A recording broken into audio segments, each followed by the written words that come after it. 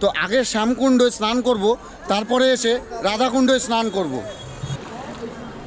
ওই চান না আসো। তো শ্যামকুণ্ডে স্নান আমার কমপ্লিট হয়েছে, এখন আমি যাচ্ছি রাধাকুণ্ডে। এদিকে হচ্ছে রাধাকুণ্ড। ওয়েলকাম টু গোবর্ধন পর্বত। তো আমরা এখন গোবর্ধন পর্বতে এসে গেছি। গোবর্ধন পর্বতে আপনাদের সবাইকে স্বাগতম জানাই। এখন আমরা গোবর্ধনে এসে গেছি। তো এখানে গাড়ি আমাদের নামিয়ে দিয়েছে, আর এখন আমরা এগিয়ে চলেছি গোবর্ধন মন্দিরের উদ্দেশ্যে। ওই যে দূরে সামনে দেখা যাচ্ছে এই যে গোবর্ধন মন্দির, ঠিক আছে। আর ঠিক মন্দিরের সামনেই রয়েছে গোবর্ধন পাহাড়। এখানকার গ্রামবাসী একসময় বিরাট বড় এক সংকটে পড়ে যায়।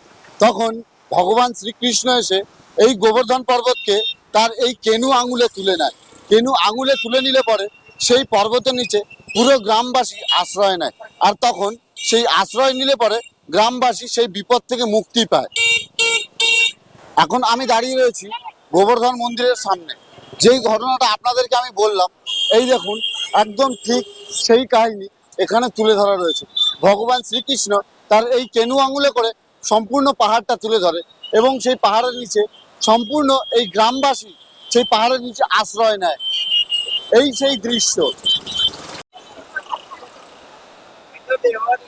এদিকে যে প্রবেশদ্বার, মানে মেন মন্দিরে যাওয়ার যে প্রবেশদ্বার থেকে এখন আমরা ভিতরে ঢুকছি।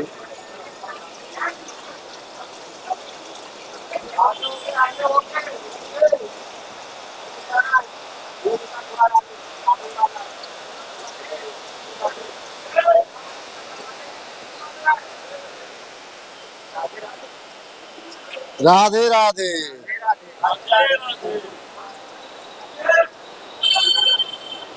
এখানে সকাল থেকে রাত সবার মুখে একটাই নাম, রাধে রাধে।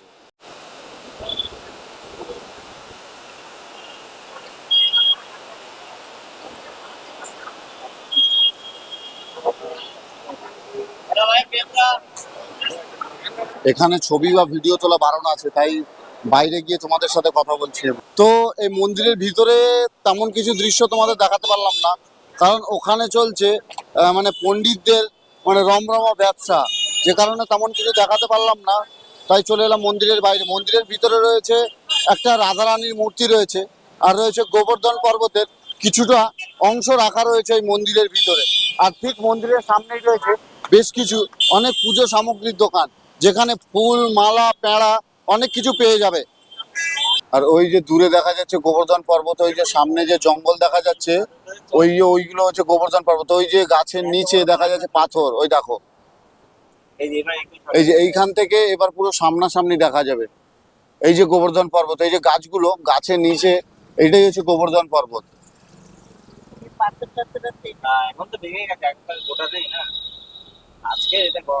এই সেই গোবর্ধন পর্বত, যেই গোবর্ধন পর্বত আমাদের ভগবান শ্রীকৃষ্ণ নিজের কেনু আঙুলে তুলে ধরেছিলেন।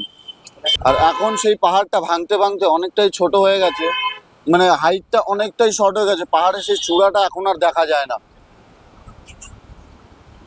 তবে সেই পাহাড়ের পাথরগুলো কিন্তু এখনো দেখা যায় এখানে আসলে পরে। প্রাচীনকালে এই অঞ্চলে নানা রকম সুগন্ধি ফুলের বাগান ছিল। বিশ্বাস করা হয় রাধা এখানে ফুল তুলতে আসতেন কৃষ্ণর জন্য, তাই এই স্থানটির নাম হয় কুসুম সরোবর। এখন আমরা এসে পৌঁছে গেছি রাধাকুণ্ড। এই যে পিছনে আমাদের গাড়ি এখানে আমাদের নামিয়ে দিয়েছে। এখান থেকে 2 মিনিটের হাঁটা পথে আমরা পেয়ে যাব রাধাকুণ্ড। রাধাকুণ্ডের এখানে বেশ অনেক তুলসীর মালার দোকান রয়েছে, বহু তুলসী মালার দোকান এখানে। আর এখানে দেখো তুলসীর মালাগুলো, দেখো যে কত বড় বড় সব তুলসীর মালা, মানে তুলসীর মালার এখানে একরকম মেলা বসেছে এখানে। আর এখানে জপের মালা পাওয়া যায়, জপের থলি, অনেক কিছুই পাওয়া যায় এখানে। এখন আমি দাঁড়িয়ে রয়েছি রাধাকুণ্ডের সামনে। এই যে আমার পিছনে রয়েছে রাধাকুণ্ড, এই যে হচ্ছে রাধাকুণ্ড, মানে বিরাট বড় এক জায়গা জুড়ে হয়েছে এই রাধাকুণ্ড। মানে রাধারানীর পায়ের নুপুর দিয়ে তৈরি হয়েছিল এই কুণ্ডটা, যার জন্য নাম হয়েছে এটা রাধাকুণ্ড। এই যে হচ্ছে পিছনে রাধাকুণ্ড, আর রাধাকুণ্ড ঠিক ওই পাশে রয়েছে শ্যামকুণ্ড। এই যে আমার পিছনে এটা রয়েছে রাধাকুণ্ড। তো এখন শ্যামকুণ্ডর দিকে যাচ্ছি। তো আগে শ্যামকুণ্ডে স্নান করব, তারপরে এসে রাধাকুণ্ডে স্নান করব। এটা হচ্ছে শ্যামকুণ্ড, আর এই পাশে হচ্ছে রাধাকুণ্ড। এই যে শ্যামকুণ্ড বানানো হয়েছিল মানে ভগবান শ্রীকৃষ্ণের বাঁশি দিয়ে বানানো হয়েছিল, তাই এটার নাম হয়েছে শ্যামকুণ্ড। ওই চান না আসো। তো শ্যামকুণ্ডে স্নান আমার কমপ্লিট হয়েছে, এখন আমি যাচ্ছি রাধাকুণ্ডে। এদিকে হচ্ছে রাধাকুণ্ড।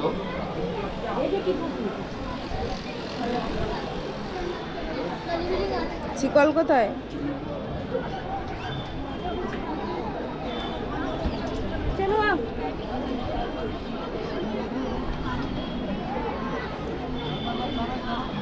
এখন আমি রাধাকুণ্ডে নামছি এখন।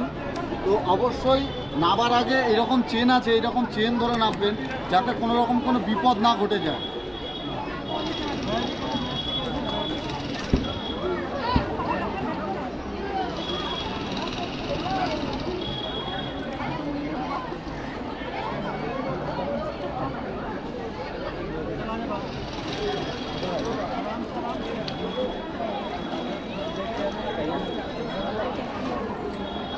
রাধে রাধে। রাধে রাধে। তো আমার শ্যামকুণ্ডেও স্নান হয়েছে এবং রাধাকুণ্ডেও স্নান হয়েছে। এবার আমি বস্ত্র পরিবর্তন করে তারপর আবার আপনাদের সাথে কথা বলছি। এটা হচ্ছে শ্যামকুণ্ড আর এই যে হচ্ছে রাধাকুণ্ড। এই দুই কুণ্ডের মাঝে রয়েছে ভগবান শ্রীকৃষ্ণ ও রাধারানীর পায়ের ছাপ। এই যে হচ্ছে ফুল দেখা যাচ্ছে, দেখতে পাচ্ছ, ঠিক এইখানটাই রয়েছে পায়ের ছাপ রয়েছে। তবে কাছ থেকে ভিডিও তোলা বারণ, তাই দূর থেকেই দেখালাম। এই যে এখানে হাতে করে তৈরি করছে তোমার যে তুলসী কাঠের যে মালা হয়, সেই মালাগুলো এই যে এখানে হাতে করে তৈরি করছে। আমরা ঘুরতে এসেছি রাধাকুণ্ড ও শ্যামকুণ্ড, ঠিক তার সামনেই এই যে রয়েছে তুলসীর মালার দোকান। আর এই যে ভাই নিজে হাতে দক্ষতায় বানাচ্ছে, যে হাতে হচ্ছে তুলসীর মালা, কত সুন্দর কারুকার্য। সব এই যে এত লট লট মালা কিন্তু এখান থেকে তৈরি হচ্ছিল, সব এইখানে নিজে হাতে তৈরি করা এগুলো। বড় বড় এই যে সমস্ত মালা এখানে হাতে তৈরি হচ্ছে। এই যে হচ্ছে মেশিন দ্বারা এই যে আস্তে আস্তে তৈরি হচ্ছে। যেমন তোমাদের দেখালাম, একটা ভাই এখানে নিজে হাতে তৈরি করছে সমস্ত। এই দেখো এই মালাগুলো সমস্ত মানে নিজের হাতে বানানো। এই ভাইয়ের নাম হচ্ছে বলরাম বিশ্বাস, না আমিও বিশ্বাস আর এই ভাইও বিশ্বাস, ঠিক আছে। এই ভাই এখানে বানাচ্ছে এগুলো। আমাদের পরবর্তী গন্তব্য বৃন্দাবনের চারধাম। দেখা হচ্ছে আবার আপনাদের সাথে বৃন্দাবনের পরবর্তী কোনো পর্বে। ততদিনকার মতো ভালো থাকবেন, সুস্থ থাকবেন, টাটা বাই।